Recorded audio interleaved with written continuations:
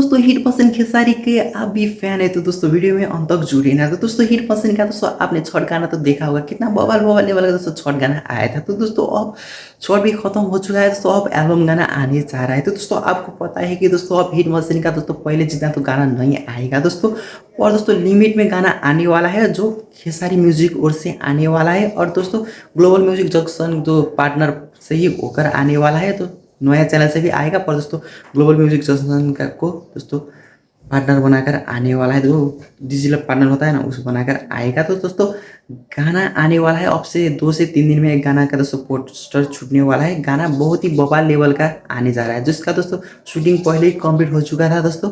अब सिर्फ दोस्तों गाना आने वाला है। तो दोस्तों गाना पहला जितना तो नहीं आएगा, पर गाना तो आएगा दोस्तों। आपके 2 से 3 दिन में गाना आने वाला है दोस्तों। नया अपडेट आता है आपके लिए अपडेट लेकर आऊँगा। तब तक के लिए वीडियो को लाइक कर देना, चैनल को सब्सक्राइब कर देना, ठीक है।